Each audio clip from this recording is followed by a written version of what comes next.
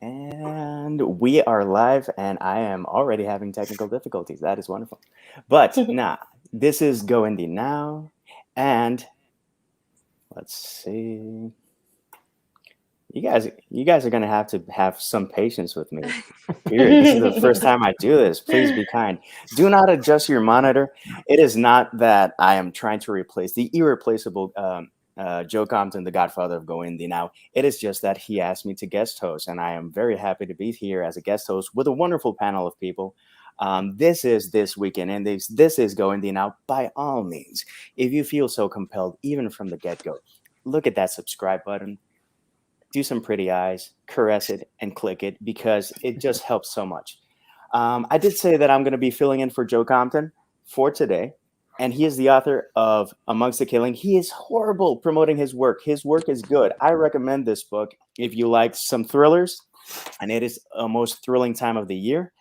Today, we're going to be talking about can fiction make people better or rehabilitate them? And we're going to do it a bit varied. It's a discussion that's ongoing on booktube and authortube, and I have a wonderful panel of people that I'm going to share with you right now. Look at them sexy people. It's awesome. So to rather than me trying to butcher, giving proper introductions, let's go around the table. Let's start with KARINA. KARINA, please tell people who you are, what you do, and why you're so damn awesome. Thank you. Hi, everyone. I'm KARINA KANTAS. I am a podcaster, YouTuber, booktuber. I run Author Assist, which helps independent authors with their marketing promotion. I'm the host of the radio show Author Assist, and I have two podcasts, Behind the Pen and Narrations by KK. Thank you, JD.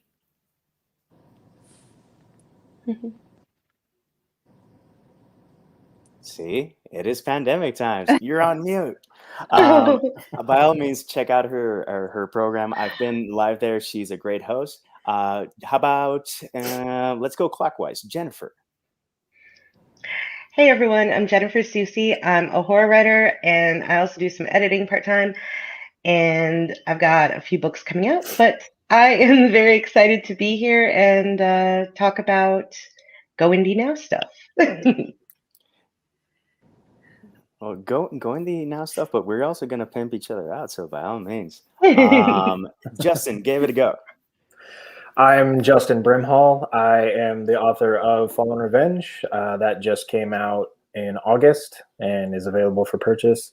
I don't have the resume of other people, but I'm excited to be here.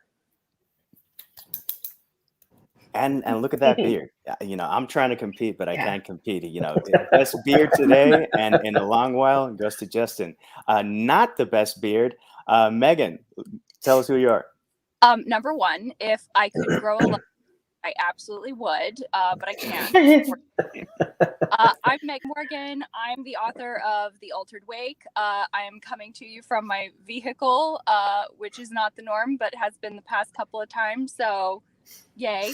And yeah, I'm very happy to be here. I have a podcast, I think, that I haven't done in a while. It's called Cocktails and Cookbooks. I don't know. I do things. I'm working on stuff.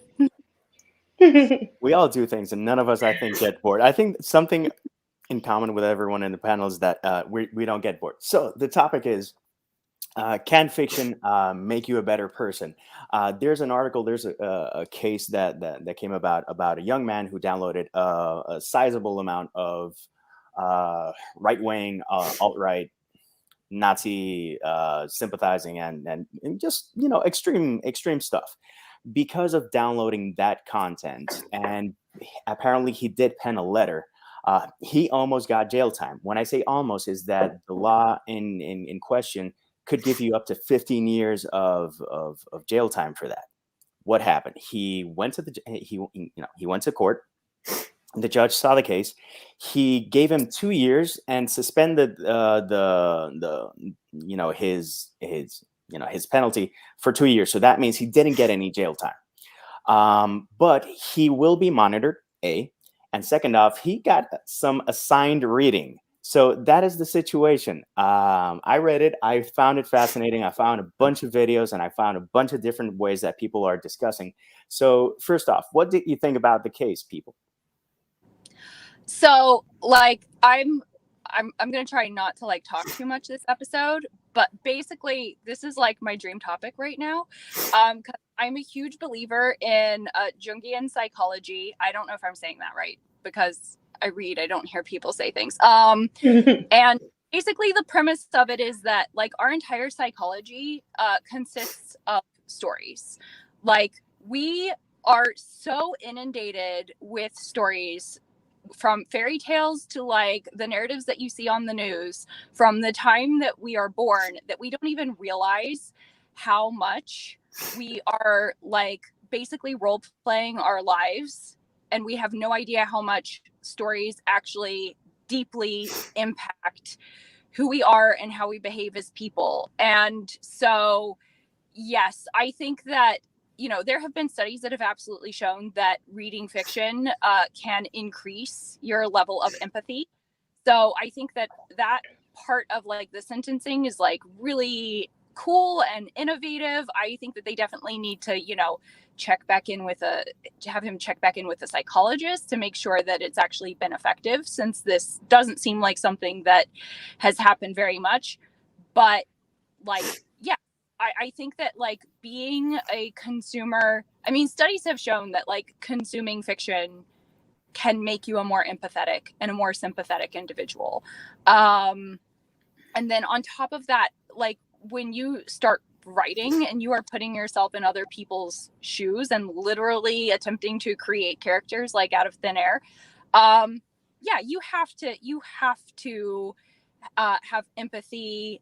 And you know, you have to, I think that you have to have a strong internal story too, for like good, and I've known people where it was also like on the bad side.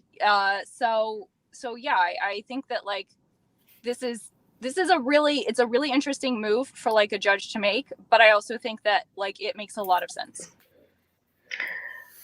I just wanted to say real quick that, Meg, I swear, I've got on my notes for this show, I've got Jungian psychology and the collective unconscious, because that was like the same thing I thought. When I read the article and then I watched some of the response videos, there was a few people who were like, well, I don't know that fiction could ever help someone because it's fiction, it's not real. And I, as a fiction writer and a lifelong reader, I get that, but I also disagree because, like you said, I mean, stories are just fundamental to our humanity. Since the dawn of time, since the dawn of recorded history with pictures painted on cave walls, you know, and yeah, it's fiction, but that doesn't also mean that there's not something in good fiction that speaks to us. Like, not all works are going to speak to all people, but when it does connect, you do learn something. You do learn empathy. You do learn about other people, and it can make you a better person if you're matched with the right thing. And in this case, though, unfortunately, I appreciate what the judge is trying to do, because I think that's a great idea to do something out of the box in such a strange and unique situation to help this kid. But he's also forcing classic literature on him, which can be a problem because not all of us are fans of classic literature. And I think to get the best benefit out of reading, it should be something that also you're drawn to. Like, I love classic literature, so I'd have no problem with this punishment. It would be like a gift. But for someone else, they would see it as a punishment. They'd be resentful, and they block out whatever good messages the literature is supposed to convey. So I think there could be more done to make this sentence more effective. Especially, I think he needs a human, like a mentor type of person, to look over this with him and help him, because I think he also seems to be suffering from, you know, a lack of friends and a sense of isolation, which is probably fueling whatever rage he's got underneath. I did put question marks over the whole classic literature specific assignment, because that could push him over. Yeah, like, and a lot of classic literature, like, it might look, classic literature has been selected by like straight rich white men for telling their stories. It's like then pushing him like further into that world of like, sorry, straight white men, pushing him like further into that world of things that have been selected by that specific group of people, it would have to be very intelligently and very carefully selected, because a lot of that stuff is like not going to help in this situation and might actually make things worse. Yeah, for sure. Agreed. Definitely. Agreed. KARINA, Justin, any thoughts? Well, I mean, it's definitely an innovative idea and out of the box, brilliant. But I also agree with the two ladies that him reading Pride and Prejudice is not going to help him change his personality, change his look on life and how he feels. He does need a mentor. He does need someone to help him find the right books. I don't necessarily know if reading would be able to change a person's personality or a person's view on look of life, but certainly in this case, I think he's played the wrong card and it's going to backfire. Quite possible. Justin, to round it up? I'm pretty much in agreement with everybody else. I think that it is an outside the box type idea, especially because you get into a slippery slope of, he didn't act on anything, but by downloading everything, it's an intention to act. So, you're kind of in that gray area. But to force certain types of books on somebody to read is probably not the best idea. I think that if you truly want to teach empathy or understanding of differences and different cultures, then you should probably assign or have somebody that is more knowledgeable on the subject assign readings that would actually help you dive into those differences, different cultures, different backgrounds, gain an understanding, a better understanding of people that are different than you or are in different circumstances. I think that would be a better idea to go about it, because as Jennifer said, classics are difficult to pick up. I love them too, but they're very difficult. So, well, and again, personal taste, the makeup of who we are also connects to what's going to have an impact on us. Like Pride and Prejudice is one of my favorite books ever. And every time I read it, there's something new and exciting. And, it does something positive for me. But if I were to force any random person to read it, it's probably not going to have the same effect. So you gotta really do more than just assign like, this is an important book, so you have to read it. You've got to see what is possibly going to hook their attention. Once their attention is snagged, then you can really work with them, because they're going to be open to listening and working with someone else, and changing maybe. For yeah, sure. I think that it's definitely, the underlying concept of trying to sort of fight these narratives that he was potentially exposing himself to with alternative narratives. I think that instinct is probably correct, but it's going to require so much more, because there's a good chance that this is someone who there are other people. Stories are not just the things written down in books, and this is stories have been around since people have been able to sit around a campfire and talk to each other. And they're in our movies now, they're in advertisements, they are in people's Facebook posts. And, we are constantly feeding ourselves narratives about what the world is and how it works. And the idea that handing someone a stack of books without the context that the books were originally written in is going to somehow change everything in this kid's environment and that's going on in his mind. It's going to take more than that, because the power of the narratives that he's already been exposed to are going to be incredibly powerful. I think there's a lot to be said about several things that are mentioned in terms of the cultural disconnect that Attention from Pavio mentioned. The question, the comment that I've put in a bunch of the channels that I watched the videos was, how would this have been different if the child, if the man in question was either Sikh or black or something and was downloading other stuff? Would the law have been more severe or not? That's a racial topic, and it's just because I think with the times we're living, it's something that we gravitate towards. In terms of the case, I think Jennifer touched on the case. Just giving someone a stack of books ain't gonna make a difference, because last I checked, Barney from How I Met Your Mother thought that the Karate Kid was actually Johnny. And I haven't seen Cobra Kai. I can't opine over Cobra Kai. But if you don't have someone there with you, it's not hand holding, and it's not telling you what you have to interpret, but just to make sure that you don't get the wrong idea, because who knows, maybe the message that you want people to get is not what they get, and they get something really bad. So speaking of this, how about our lives in terms of what we read and what we write? How do you feel about what you've read and how that has impacted your life, and when it's had a positive impact or even a negative impact? And what about your writing? Yeah, I think that, so one of the most interesting books that I've read late on a specific subject is called Women Who Run Wolves. And it is an incredibly powerful book because it basically pulls a lot of,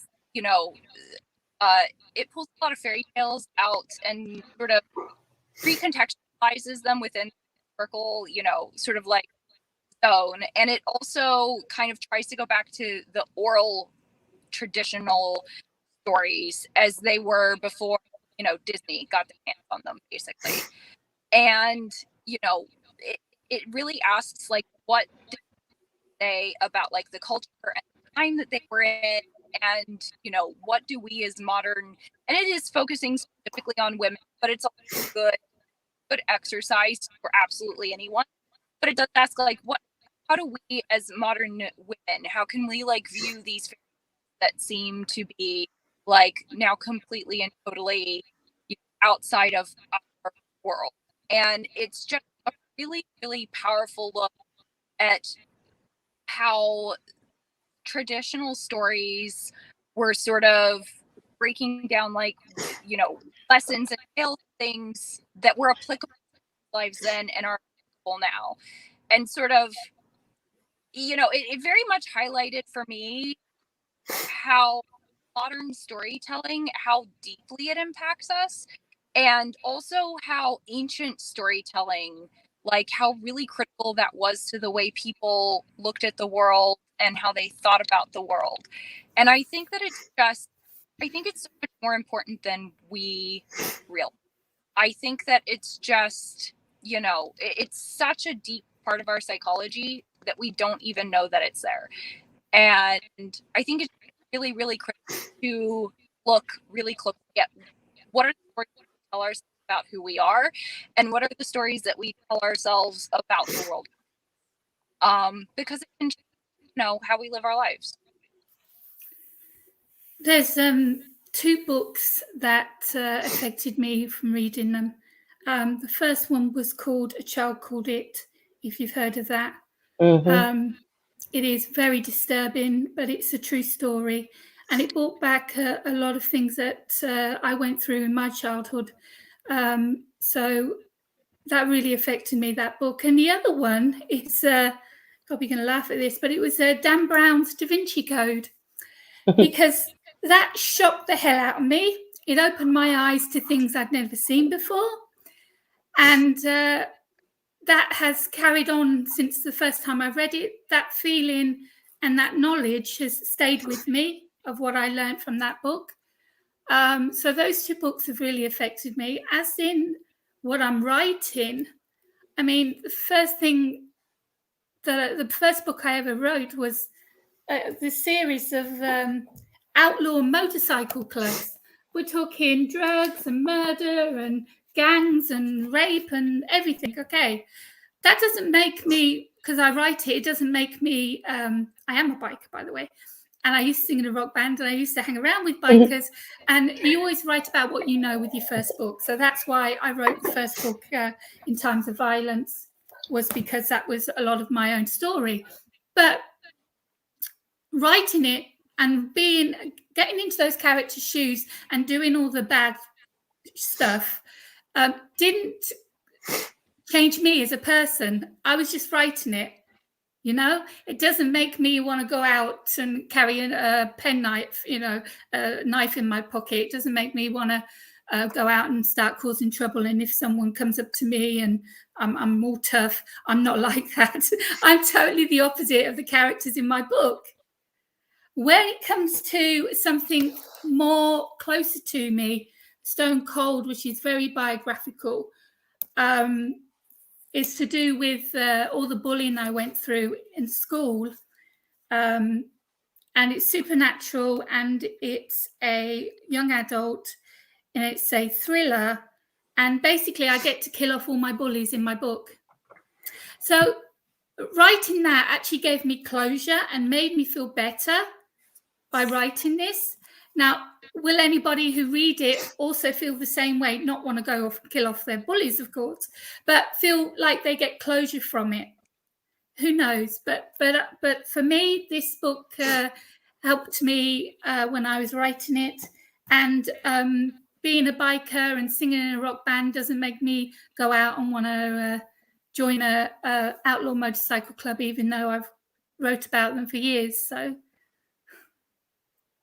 That's it. You bring an interesting topic. Jennifer, you write horror. Yes. My experience, to be completely honest, is that some of the nicest people I know, some of the nicest authors I know are horror writers. And the horror community is one of the most warm and welcome, absolutely warm and welcome. Because you see the books and it's like gore and a decapitation and it's like ripping throats out and it's like, hi, how you doing? Would you like some cocoa? Would you like some cookies? Yeah. Well, it's catharsis, isn't it? Everyone has been through some sort of trauma in their life, some worse than others, but everyone's had something. So horror kind of examines that. As a reader and a writer, you learn a lot from it's fiction, but you learn a lot about yourself. You learn a lot about the world, and it's a very therapeutic genre, in my opinion. As far as reading books that have changed my life as a reader, I mean, there's so many. When I was a kid, I mean, I'd gone through a lot of bad stuff when I was a kid. So reading was always an escape for me, and it helped me connect when maybe I wasn't capable of talking or expressing the feelings I was having at the time. So I felt like I could connect with the characters in the book. But more than that, we also didn't have a lot of money.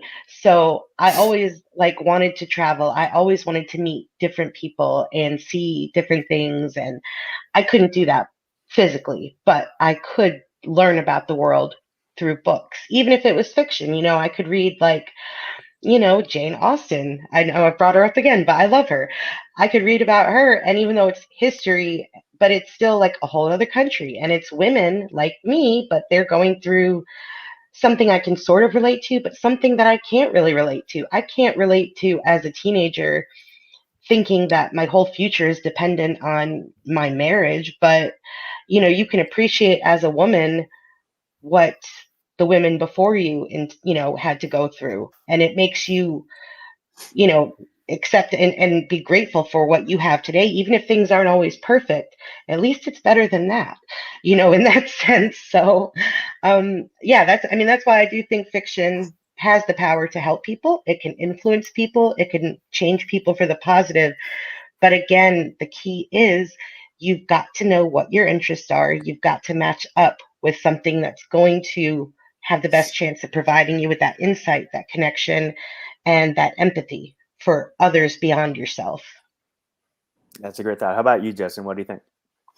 Yeah, I'm not as well read as a lot of other people. I wish that I could read more, but a lot of the books that had effects on me were books that I read in college, and they were more nonfiction than fiction because they provided a little bit more of a perspective and insight into people that have different lives and different backgrounds and things like that. So it was good for me to see what life is like on the other side of the tracks, from all walks of life, you know, not just one particular kind of set. The only fiction book that I can remember just kind of off the top of my head would be The Great Gatsby. Kind of how that related to me was I've always been more of a recluse, always been very introverted, and always looking on the other side, looking on the other side of the fence, so to speak. Like the grass might be greener, or always trying to strive for something else rather than living in the moment. So that was a book that spoke to me, fiction book that spoke to me on that kind of level, that I got a lot of understanding from as it pertained to my own mental psyche. Interesting. For me, I think another, not genre, but medium is comics. When I was a kid, there's a series of comics from a company called Jademan, and they've translated in different ways. The original Jademan comics, I think, were the best. The first time I ever cried because of a medium, not a movie, because I think the first time I cried, I was watching The Bear. And if you want to cry, that movie from the 80s, you're gonna, and you have, feelings for, there's just no way, because between that and March of the Penguins, I don't know which one I ugly cried more. God. But going back to the comics, there was this character that was extremely powerful. These are kung fu comics. Extremely powerful, extremely kind, extremely old. He was like the grandfather figure for a lot of people. So he died in a way where, because of his nature, because of how kind he was, he didn't want to take advantage of someone that he thought was weaker than what they actually were, and the other person basically, annihilated them. And then it was the entire process of trying to save him, and in the end, all the efforts being for naught, and him still saying, "It's okay, I just have to go," and that was like, And there's that narrative. There's the Uncle Ben story from Spider-Man, which is very common. When the first time Superman died, and stuff like that, and it's just stuff that people can connect on differently. And I do think that text and narrative and narrative stories, hinting at that, I think that more than fiction having an impact, it's a narrative, because even nonfiction, even informational books have a narrative, because if you just spit information and it's not engaging and it's not entertaining, that's where there can be a lot of pitfalls. So I think it goes back to what Justin said a bit earlier. What do you think is the difference between mandatory and you? Jennifer has touched a bit on this, on you reaching to a book. Have you ever read a book that you were assigned in a high school or in college, and then read it as an adult by yourself because you wanted to? And how was that experience? Well, everyone was like, yeah. Just real quick, there's like such a hierarchy of like what is considered like valid like media to consume, and very often horror is not up there, and neither are comic books. They're usually considered stuff for like little kids, and I would say that these are actually two of the most critical ways to consume narratives, because they are dealing with such fundamental human topics that we are taught to be ashamed of. So like horror is dealing with, what are we as a society afraid of? That's like huge, and that's such a taboo topic. And I think that you will often find really, really incredible work within horror dealing with what are we afraid of. And it is just like the fact that it's a genre that people consider like kind of in the closet or like somehow negative just baffles my mind. But then like to the actual question, I think that like every single book that I read in college, I was viewing it as an assignment. And so I see them all completely differently now as an adult. And the more, like, we've talked about Jane Austen a couple of times already, and I'll mention it again, because the way that Jane Austen can develop for you, like as a woman over time, is really incredible. The first time that I read Pride and Prejudice was probably in high school. And I read it on my own because I thought it looked cool, and I absolutely loved it. And I just loved the drama of it at that point. And now that I read, you know, Pride and Prejudice, it is about, like, I love this idea now of, like, Mr. Darcy is this guy who basically gets told by a woman, hey, dude, no, you're wrong. And then he goes and he sets about changing his behavior.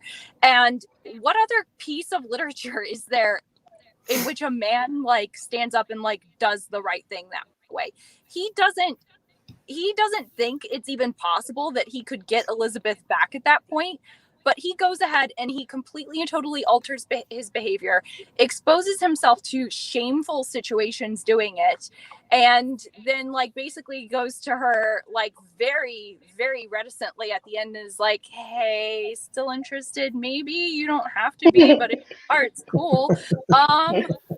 It's like, yeah, that's definitely one of those that, like, the older I get, the more I'm like, the fact that this novel was written by someone during the time period that it was written boggles my mind, and I love it so much.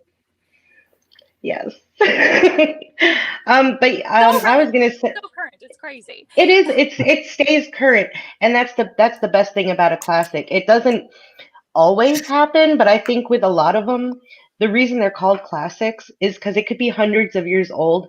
You could still read it today, and you could still learn something about your time today. So that's why some of them are very important. But to go back to a little bit to what we had talked about with, like, Jung and the collective unconscious and all that, and stories and narrative. One of the things that I kept thinking of too was how we share so many stories, no matter what our culture, no matter what our background or anything like that, because it's there. Like, there's so many stories, like, people say all the stories have already been written, you know, and that all you can do is just basically make, like, another version of something that's already been done.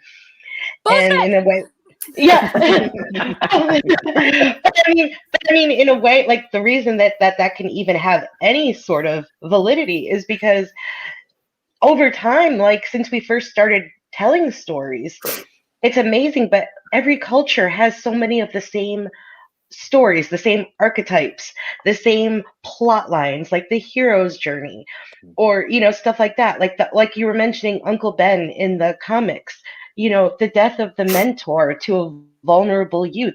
That happens all the time. Like, there's 1,000 stories like that, and when they're well done, it doesn't even matter that there's 1,000 stories. When they're well done, it still hits you like a hammer to the chest, because you're just like, oh my God, I'm so moved right now. You know, because there's stories that no matter what, no matter how many times they're retold, redone, you know, tweaked, they're always going to have that emotional impact, because it's something about our humanity connected to it. And I think, like, fairy tales, going back to, like, the origins of horror, those were my first horror stories. I just didn't realize it at the time. But they're all cautionary tales, aren't they? Like, fairy tales, like, they warn women or they warn children, like, if you do this or that thing, really bad stuff's going to happen. So this is how we're going to educate you. Yes. Brothers Grimm is amazing. Absolutely amazing. I love how they've turned the fairy tales into horror. The book, going back to the main question, the book that I tried to read as part of an assignment at school was Lord of the Rings. I looked at the size of it and gulped, and started flicking through it and saw all the poetry and was like, no, can't do it. I could not read it at that age. Coming into adulthood, coming into the film that came out first, I just got so addicted to it. I ended up being a manager of the UK Lord of the Rings Fellowship website. I knew everything about everything to do with Lord of the Rings, totally addicted to it. And it's just strange that at that time, I was like, no, get it away. It's too big. It's got loads of poetry in it and songs, and no, I can't read this. But when I grew up, it's just the story is just absolutely amazing, mind-blowing. Even the songs, I read them, I don't skip them anymore. And it's just it's strange the way that like I said, I was like, no, get that away from me. And now it became one of my favorite books of all time. Well, himself, the writer, I've had all of his books on my bookshelf, pride of place. Mm-hmm. My boyfriend Eric was an enormous Lord of the Rings fan, and he had a very heretical argument that the Fellowship of the Ring improves on the first book by a lot of things that were very difficult to get through. He loved Lord of the Rings, and he would argue all the time that the Fellowship of the Ring film was a masterpiece in translating a book to film. Oh, it was very well done. Mm-hmm. Don't get me started on The Hobbit, though. The book, The Hobbit, I love. The movies, I saw the first one, and I'm like, am I going to see the second and third? And people are like, isn't that your favorite book? And I'm like, exactly. Now that is a crime. That is a crime against fiction that deserves punishment. What they did to that book. Just saying. How much slow motion can a movie have?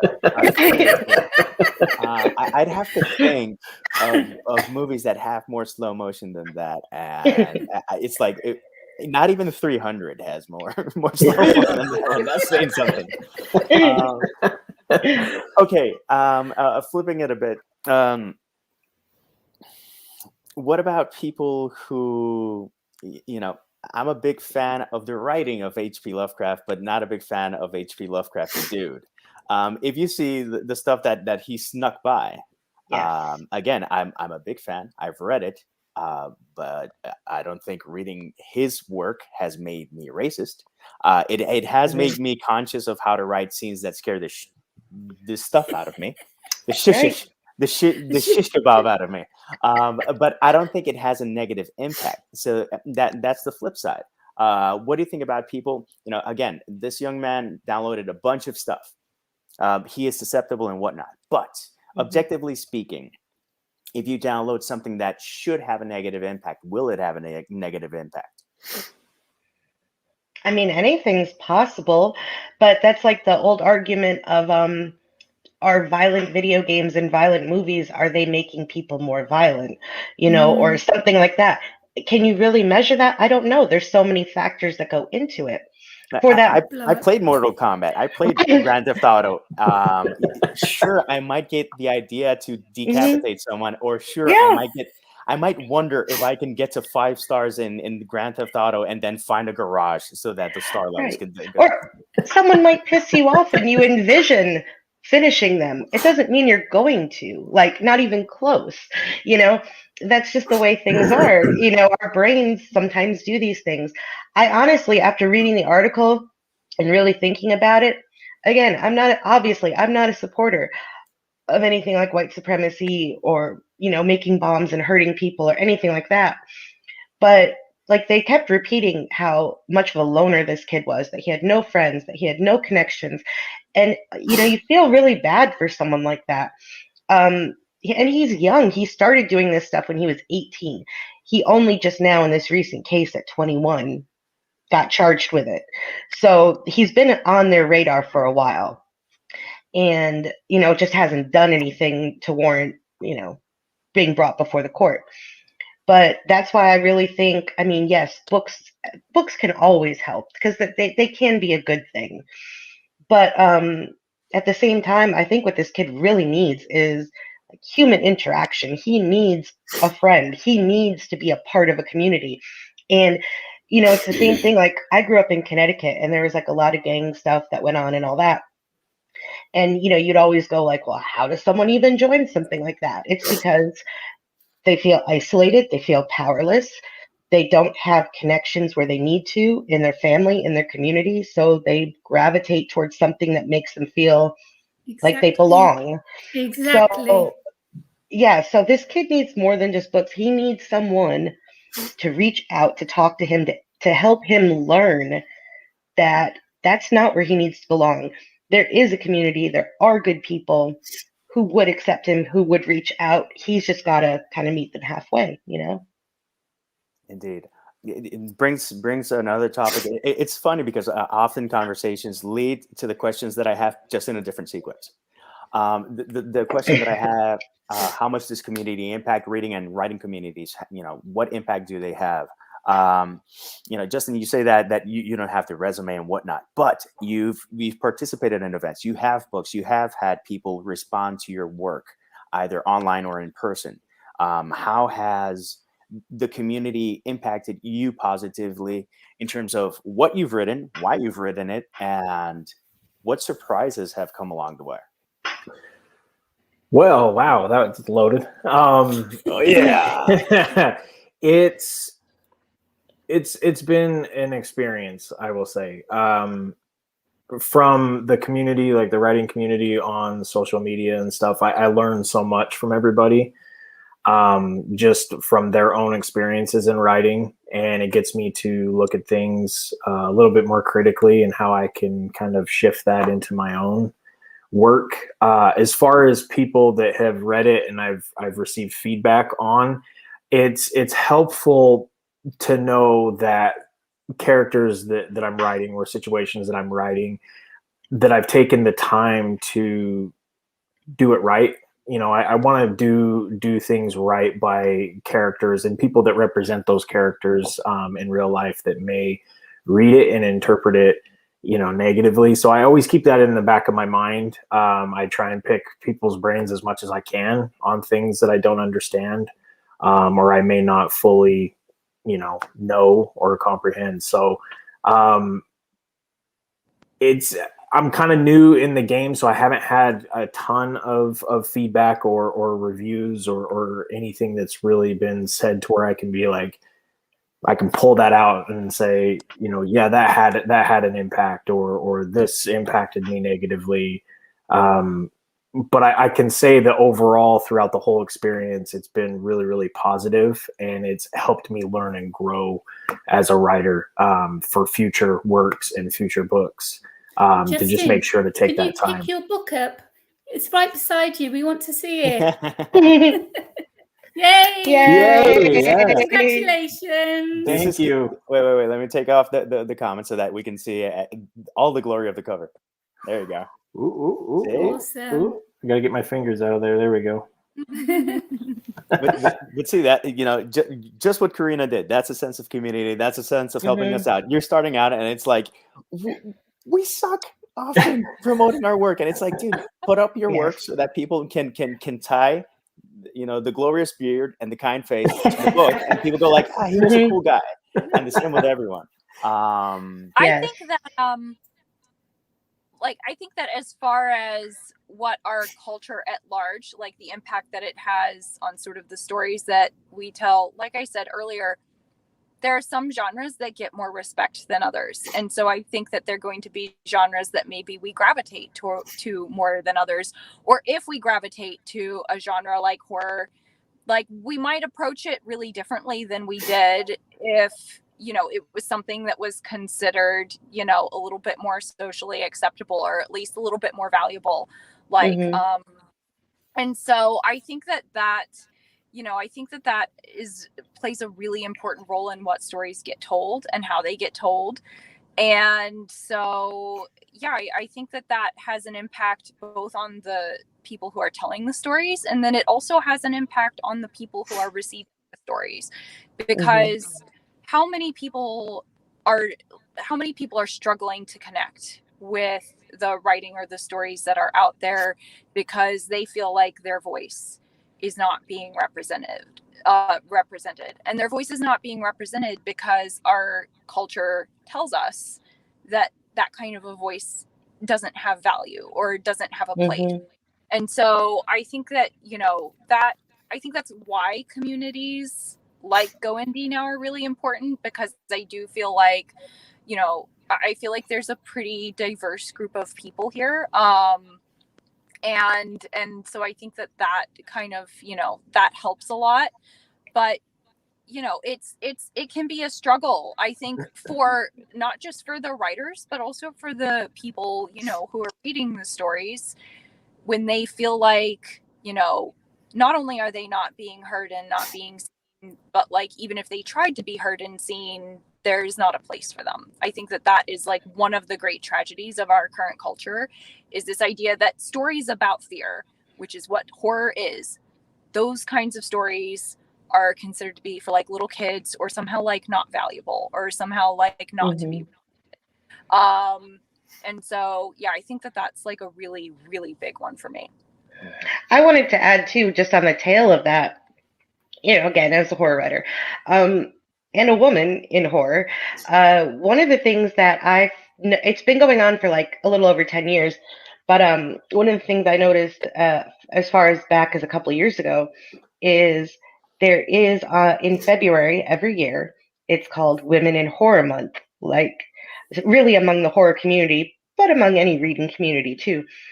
And it's intended to promote women horror authors and their works, because traditionally, I mean, we all probably know, I imagine it's much better today, but I know, like, even as a Gen Xer, when I was growing up, we didn't really get a lot of women books, like in general, like in school. So, and it's crazy because in horror, so many of the first biggest authors were women, like Mary Shelley, hello, you know, and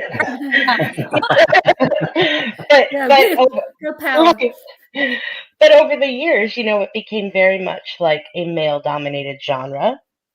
And recently, again, that has fortunately spun around to where women are getting more recognition, and they have their own month.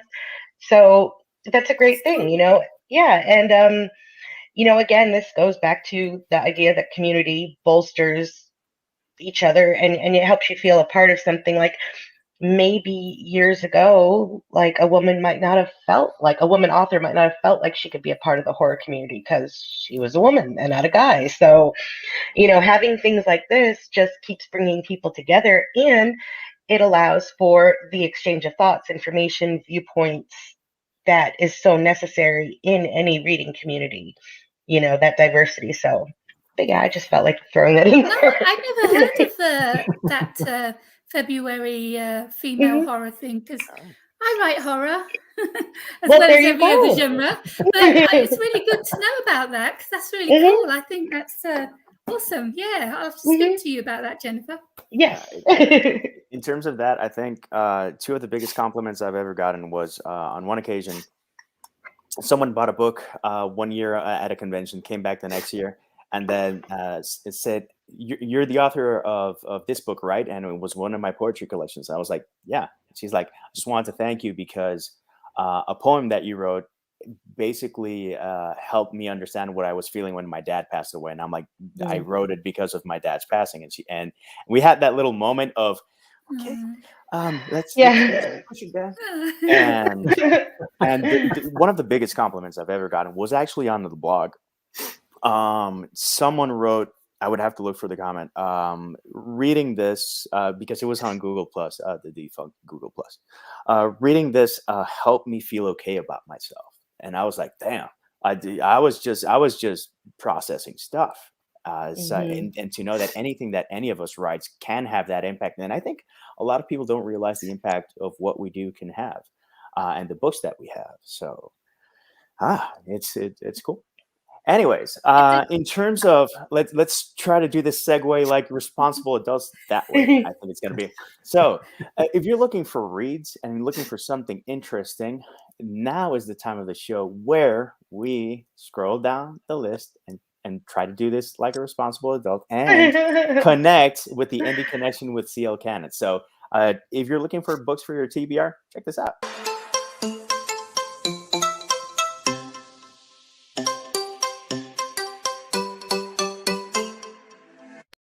Hey guys, CL Canon here from Fiction Atlas Press, bringing you another Indie Connection. And today I'm going to be telling you about some indie books that you might enjoy if you're a fan of this massive tome called Empire of the Vampire by J. Kristoff. These will not be really that paranormal because this book is more of an epic fantasy with vampires. So I really am excited for you guys to see these indie selections that are comparable to Empire of the Vampire, because I think we've got some great ones this week. So here they are. The first book I have for you is called Soul Weaver by Eric J. Vann. In the world of Kadora, a new power awakens. Trapped and alone, Aziel is the greatest secret the Kallian Empire ever kept. For centuries he has been imprisoned as enemies turned to dust and the world of Kadora changed around him, only to be released at last by Celia, a beautiful succubus. As Aziel faces a race against time and struggles to master his immense powers, he must gather together his own group of loyal followers. It will take all the wit and counsel he can muster to navigate an unfamiliar world balanced on a knife's edge as a rival kingdom moves to claim the Central Wilds, the land he now inhabits. If Aziel fails, then those who have placed their trust in him, including the fiery succubus Celia and loyal Astral, the queen of an ancient race, will pay the ultimate price. So begins a race to build a new home. But who, or what, is ultimately controlling this world? And does it want Aziel to succeed? The second book I have for you is called Pentakowa, The Dark Gift by Trevor Jones. Penta was a horseman of great renown. Some might even say he was legendary. Now he is in his retiring years, and he is ready to watch the setting sun from the porch with his wife of many decades. But when unexpected violence takes her and everything from Penta, he must learn how to survive as an unwilling vampire, set in the fantastical world of Kinthur, filled with magic and heroes.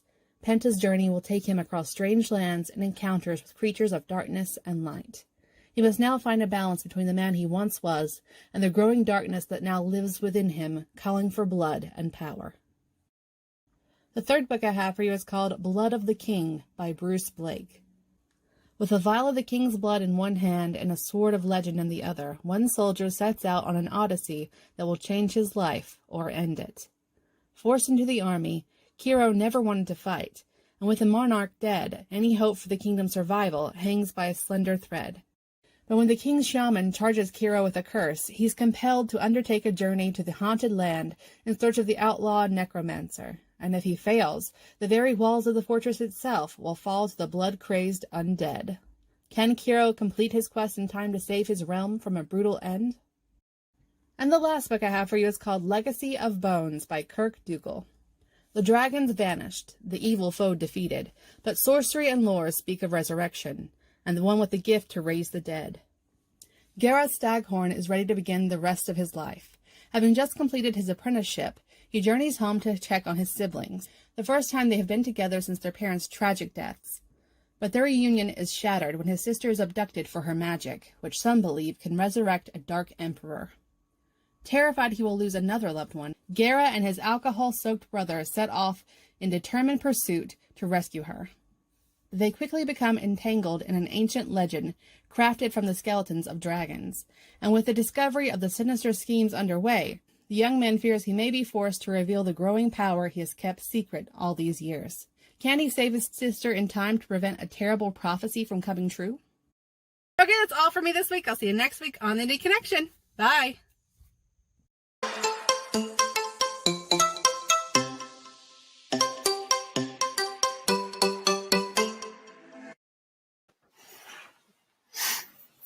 Not a bad transition. Thank you. So, it's been a nice chat, but we have to wrap things up. I will start not because I'm the guest host, so I'm in charge. No, I do have to let people know two things. First off, this topic came from me watching Pavio's channel, Attention Pay. He's been in the comments on YouTube. He's a great guy. He's got a cool book, fascinating guy, and he has links to a lot of stuff. And again, community. It's not just about authors. And actually, he's also an author, but he's also an avid reader and an avid discusser. Just a fascinating dude. Second off, if you want to read moi, the books are here, but they're also here. And I got them in the correct order. I normally switch them up because it reverses. So this is Only Human. This is Shadow of a Human. That's my exploration of humanity in urban fantasy. If you need to kill a rat, that's a good size book. If you want to get in the mood for the season, these are my wicked nursery rhymes.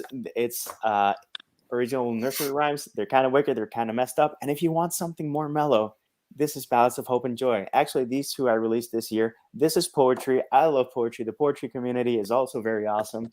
Also, check out Joe's book and give thanks. And by the way, massage that subscribe button. Give love to it. And if you're actually seeing this after the fact, leave a comment down below. We'll definitely get to it. If it's directed to an author, we'll make sure to relay it to the author. If it's directed to us or just part of the discussion, we'll have a fun time. So people can find you. Let's start with Megan, and then we'll finish with Justin so he can have his 5 minutes. Megan, tell us where you're at, what you do, and why people should follow you. I am Megan Morgan. You can find me on Facebook as Megan Morgan. You can find me on like Instagram at MMMWrites. And my book is The Altered Wake, and The Altered Rise is like, it's almost done. It's like, we're there. We just gotta like kick it out the door. And yeah, who knows what you'll see from me after that. I write all kinds of stuff.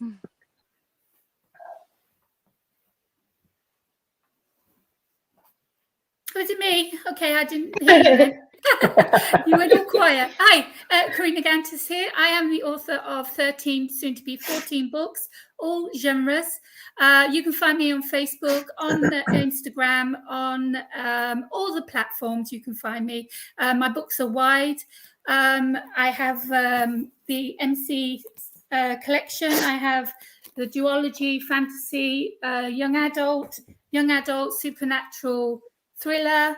I have flash fictions, 2 collections with some poetry. I do poems as well.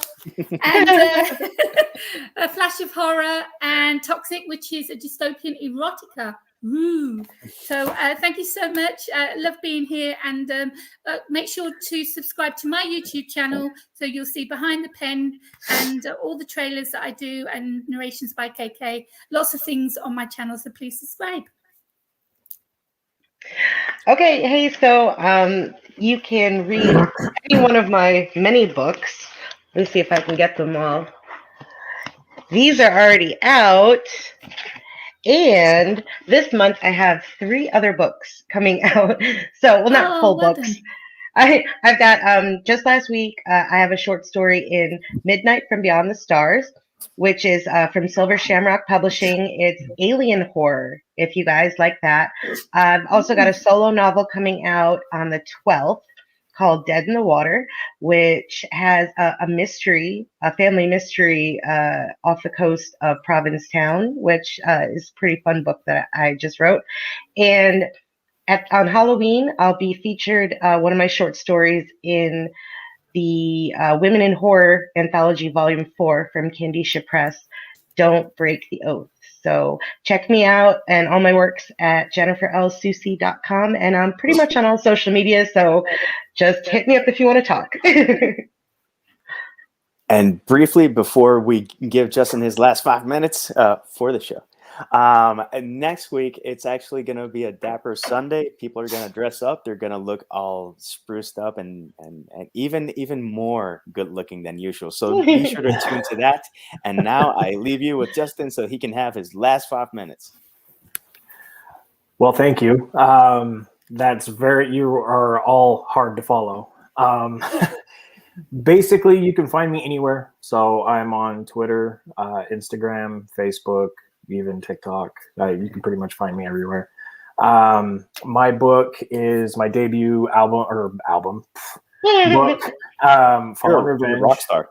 I not so good, but it's Fallen Revenge. It's an urban fantasy book that's the first of the series. I'm currently writing book 2 right now, about 3/4 of the way through. It has some paranormal horror elements to it as well, so there's a little bit of everything. Yeah, it's my first. I'm new to all this.